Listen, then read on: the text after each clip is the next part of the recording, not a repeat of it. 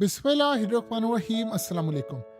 America के बारे में लिबनान ने कहा था कि अगर कोई भी हथियार या तुमने किसी भी तरह से पार्टिसिपेट किया हमारी जंग में जो इसराइल के साथ जारी है, और इसी तरह ईरान ने वार्न किया था अमेरिका को कि अगर तुम लिबनान की जंग में कूदे तो फिर हम कूद पड़ेंगे। जाहिर सी बात है, फिर रूस भी कूदेगा और ओपनली फिर वॉर डिक्लेयर हो जाएगी और अमेरिका के खिलाफ जंग होगी। अमेरिका के मिलिट्री बेसिस को उड़ा दिया जाएगा। ये पूरी तरह धमकी दी थी और आपको पता है कि इस धमकी के बाद अमेरिका पीछे हटा था। अब सीन क्या हुआ है, जरा आप ये देखिए किस तरह अमेरिका का MQ-4C ट्राइटन ड्रोन, ये असल में अमेरिका का जो ड्रोन है इस वक्त लिबनान की जासूसी कर रहा है। कंटिन्यूसली ये चक्कर लगा रहा है ईरान के, यानी जो दिए गए हथियार है उन सब की मॉनिटरिंग, और खास तौर पर लिबनान की पोजीशन के लिए ये कर ये रहा है कि खास तौर पर लिबनान के साहिल से थोड़ा सा आगे, यानी जिसको इंटरनेशनल वाटर्स कहते हैं, लेकिन इसकी रेंज इतनी ज्यादा है ये पूरे का पूरा इस वक्त लिबनान बैरूत खास तौर पर स्कैन कर रहा है, स्कैन करता जा रहा है और ये सारी इंफॉर्मेशन, वीडियो, डाटा सब कुछ इजराइल को प्रोवाइड कर रहा है। अब आप ये जरा देख सकते हैं इस तस्वीर के अंदर, आपको अंदाजा होगा कि किस तरह इसके चक्कर देखिए बार बार आ रहा है। ये पूरी तरह लिबनान को स्कैन कर रहा है। असल में ये अर्ली डिटेक्ट कर सकता है, अर्ली स्कैन कर सकता है। ये डिफरेंट क्लास का है, यानी जो MQ-9 रिपर ड्रोन होता है जो खास तौर पर तबाह किया है, यानी यमन ने 10 दफा के करीब उन्हें तबाह किया है, ये उससे डिफरेंट है। इसकी कैपेबिलिटीज है कि ये ज्यादातर जो खास तौर पर समंदरों के ऊपर इसने मॉनिटरिंग करनी होती है या इसने पूरी तरह डिटेक्शन करनी होती है, इसमें जबरदस्त है। तो इसकी सलाहियत जासूसी के पॉइंट ऑफ व्यू से ज्यादा बेहतर है। और वैसे भी MQ-9 की सूरत हाल ही है कि उसको कई दफा गिरा दिया गया है, तो इन्होंने ये एडवांस वर्जन जो है वो उसका बेहतर है, यानी जो जासूसी में इंटेलिजेंस मालूमात इकट्ठी करने में उसको लॉन्च किया है। अब ये पूरी तरह जासूसी कर रहा है, यानी पूरी तरह मॉनिटरिंग कर रहा है लिबनान की और सारी इंफॉर्मेशन दे रहा है इस वक्त इसराइल को। आपको पता है कि आज सिर्फ इसराइल ने 180 टारगेट्स लॉक किए हैं लिबनान के अंदर। 180 टारगेट्स, ये वो टारगेट नहीं है जो कल उन्होंने बिल्डिंग गिराई थी या खास तौर पर हिजबुल्लाह के जो लीडर बेसमेंट के अंदर सारी मीटिंग कर रहे थे उनके लीडरान को मार दिया। ये डिफरेंट है। उससे पहले भी जो हमला किया था ये भी उससे भी बिल्कुल डिफरेंट है, यानी ये टोटली जो सूरत हाल है वो बिल्कुल अलग है। और आप इसका अंदाजा यहां से लगा सकते हैं कि इस वक्त सूरत हाल इतनी ज्यादा खराब हो गई है कि लिबनान ने अब गालिबन अमेरिका के ऊपर हमला करना है और ये सूरत हाल अब ज्यादा देर तक चलने नहीं वाली। अमेरिका बाकायदा इस जंग में कूद पड़ा है, चाहे वो, यानी आप देख ले गजा, आज अमेरिका बड़े आंसू बहाता है। ये सबसे बड़ी बर्बरियत अमेरिका ने की थी। अब आपको ये बात समझ आई है जो रूस ने बात की है।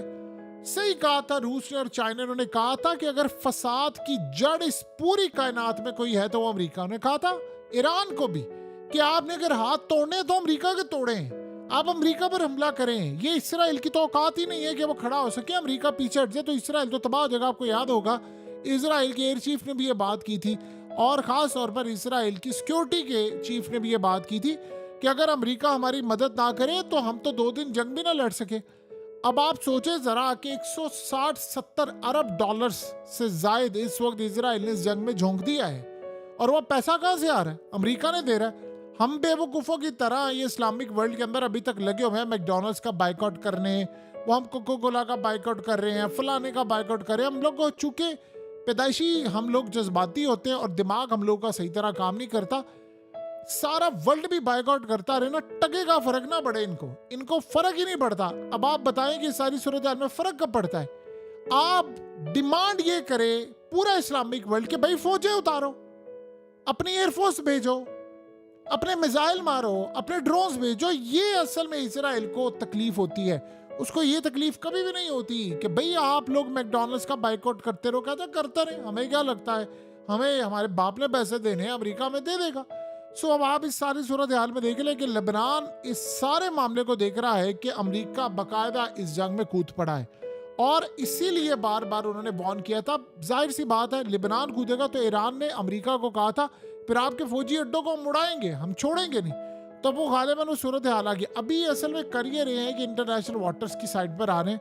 अब अगले लेवल पर उन्होंने जाकर पूरी तरह बैरूत के अंदर और यहाँ पर स्ट्राइक करने में किरदार अदा करना है और आप ये देखेंगे कि इसराइल अब करना क्या है, इसराइल इनको पुश कर रहा है कि आप हमें हथियार और चीजें नहीं, आपने लड़ाई के लिए हमें अब साजो सामान देना है। आपको पता है कि यमन ने ऐलान किया है कि उनकी फौजें अब डायरेक्टली इसराइल से लड़ाई करने के लिए जा रही हैं।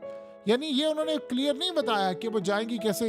जाहिर सी बात है, इम्कान ये है कि वो लेबनान की साइड से जाएंगी या जैसे भी घुसेंगी। इसका मतलब है कि पहले एयर स्ट्राइक होंगे लेबनान की जानिब से और यमन की जानिब से। यमन ने अगर एयर स्ट्राइक करना है, इसराइल का प्रोग्राम सारा डिसेबल करना है, जैम करना है, सिस्टम तबाह करना, तभी ये काम हो सकता है ना।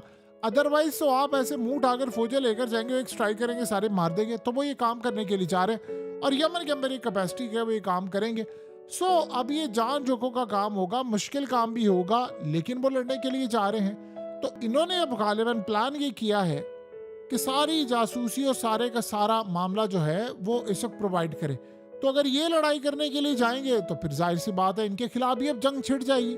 सो अब आप ये देखें कि इस वक्त प्यूटिन गए और उनको जाकर ड्रोन्स जो बन रहे हैं, मैन्युफैक्चर हो रहे हैं, यानी जो मैन्युफैक्चरिंग इस वक्त चल रही है उनकी फैक्ट्रीज में, वो पूरी तरह दिखाएगी कि देखिए ड्रोन्स है। और वहाँ पर गालिबन इस वक्त जो सूरत हाल है कि 5000 के करीब ड्रोन्स डेली बेसिस पर इस वक्त रूस बना रहा है। और ड्रोन्स की कमी काफ़ी ज़्यादा है इस वक्त पूरी दुनिया के अंदर, आपको पता है जंग ही इसी की छिड़ी है। तो ईरान इसमें अच्छा खासा पैसा भी बना रहा है, ईरान की कैपेसिटी भी बड़ी कमाल की है, वो भी अपने ड्रोन्स दे रहे हैं। लेकिन पुतिन ने कहा है कि इसकी प्रोडक्शन को तेज करें, जंग सर पर खड़ी हुई है और हमें ये जंग जीतनी है। और जाहिर सी बात है इस सारे मामले के ऊपर अब अगर अमेरिका इस लेवल पर कूदेगा तो ये ड्रोन जो हैं वो फिर हिजबुल्लाह के पास भी आएंगे और वहाँ से भी लड़ाई होगी। असल में जो सबसे बड़ी इस वक्त कमी इस वक्त सामने आ रही है वो ये है कि लेबनान को चाहिए एक एयर डिफेंस सिस्टम, बड़ा तगड़ा एयर डिफेंस सिस्टम, एक नहीं कई चाहिए, जो वो असल मुकाबला कर सकें। क्योंकि इसराइल ने किसी भी वक्त कोई बहुत बड़े हमले अब मजीद करते रहना है। सो इस वक्त वो गालिबन हो सकता है कि उनके चीफ को भी मार दे, कुछ भी कर दे। अगला मरहला ये है कि अब लेबनान ने, आपको पता है कि खास तौर पर इंडियन जो था वो भी इसमें शामिल हुआ। ये जो पेजर डिवाइसेस फटी हैं, ये जो शख्स आपकी स्क्रीन पर आ रहा है वो इंडियन था जिसने इसराइल को सारी की सारी डिवाइसेस बारूद भरी वो बनाकर दी। उन्होंने आगे हंगरी की कंपनी को, उन्होंने फिर आगे हिजबुल्लाह को दिया। यानी उसमें मुखबिर तो जाहिर सी बात है शामिल होता है, लेकिन इंडियन भी इसमें काम कर रहे हैं और उसके बाद से अब तक ये बंदा गायब है। यानी आप अंदाजा करें दुनिया के अंदर कौन सी ऐसी जगह है कि यहाँ पर एक नॉर्वे का सिटीजन है, ये है इंडियन लेकिन ये बल्गारिया के अंदर इसकी कंपनी थी, लेकिन नॉर्वे का ये सिटीजन था और वहां से ये सारा इजराइल के साथ काम कर रहा था। आप एक बात बताएं, छोटी सी बात बताएं, वो उसी वक्त फ्लाइट पकड़ कर गया, यानी उसको ट्रेस करना कोई मुश्किल काम है कि यूरोप की एजेंसियां उसके पीछे लगी हुई हैं जिन्होंने उसको बचाना। इसराइल उसको बचा लेगा, आप उसको गिरफ्तार भी कर ले, वो आपके हलक पे हाथ डालकर उसको बचा कर ले आएगा। अपने बंदे को वो जाने देंगे? जाहिर सी बात है इंडिया इस पूरे खेल में शामिल है। तो लेबनान ने अब ये सूरत हाल देख रहा है कि भाई ये क्या चल रहा है, इंडिया भी शामिल है, उसके बाद यूएस भी आ गया है, तो यूएस के फौजी अड्डों पर भी जाहिर सी बात है बमबारी होगी। अभी देखिए सिर्फ वो इंटेलिजेंस मालूमात इकट्ठी करने तक डायरेक्टली आए, वैसे हथियार चीजें वो दे रहे हैं। जैसे वो एंटर होंगे तो फिर लेबनान जाहिर सी बात है वो अमेरिका के फौजी अड्डों को उड़ा देगा और वो अमेरिका के खिलाफ हर इकदाम करेगा। और गालिबन अब वो वक्त आ गया है कि इसराइल ने अब प्लान ये किया है कि बस के नीचे अगर कोई बंदा आएगा तो वो अमेरिका होगा। यानी वो अगर किसी को देना है बस के नीचे तो वो कहते हैं जी अमेरिका की कुर्बानी चलेगी, हमारी तो वैसे भी काबिल कबूल नहीं है।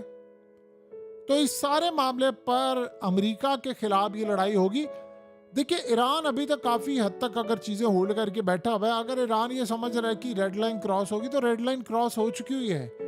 लेबनान आपको ख़त्म करवाना, इस सारे मामले पर तबाही की तरफ जाना, ये बात को अगर नज़र नहीं आ रहा तो फिर सूरत हाल बड़ी अजीब है। ठीक है, एक बात तय है कि आपका साथ किसी ने नहीं देना, ये जंग आपको अकेली लड़नी पड़ेगी। किसी इस्लामिक कंट्री ने अपनी फौज नहीं भेजनी, सब अमेरिका से डरे हुए हैं, किसी ने नहीं उठना। लेकिन एक बात तो समझने वाली है कि इसके बाद आप ये सोचें कि अगला नंबर लेबनान का है, तुर्की का है, मिस्र का है, शाम का है, क्योंकि वो इलाके सारे लेने हैं। फिर उसके बाद आप अगला नंबर देखें तो वो कौन सा होगा? ईरान को। वो छोड़ेंगे ईरान को? अगर लेबनान को यहाँ पर शिकस्त होती है वो या उनके यहाँ से इलाका, ये याद रहे बात, इसराइल ने लेबनान फतह करना है, उनके दिमाग में ये चीज बैठी हुई है कि हमने फतह करने के लिए आना है। ये नहीं है कि मार मोर कर पीछे चले जाएंगे, वो फतह करने आ रहे हैं। तो आपके हाथ से अगर ये गया तो आप कहाँ पर स्टैंड करेंगे? गजा खंडर हो गया है, कोई नहीं आया बचाने के लिए। ईरान एक लड़ाई कर रहा है, लेकिन जो लड़ाई अब करनी चाहिए थी वो कोई नहीं करे। और बार बार अगर ईरान ये अभी कोशिश कर, जैसे आयतुल्ला अली खामनेई अभी कोशिश कर रहे हैं कि जी नहीं, किसी तरह हमें इस्लामिक वर्ल्ड भी कुछ शमूलियत इख्तियार करे, किसी ने नहीं आना। ये आपको जंग अकेली लड़नी है, अमेरिका उनके साथ खड़ा है। अब आने वाले वक्त में आप देखेंगे कि ईरान ने, जाहिर सी बात है, अमेरिका के फौजी अड्डों पर वो भी हमले करेंगे, इराक से हमले होंगे, शाम से होंगे, ईरान खुद हमला करेगा। और ये ज़्यादा देर तक नहीं, क्योंकि वो अमेरिका को कहेंगे आप इसमें शामिल हो चुके हैं, अब वो बाकायदा उसने शमूलियत इख्तियार कर ली है। फिर आने वाले वक्त के अंदर सूरत हाल क्या होगी, इसका अंदाज़ा लगाना मुश्किल नहीं।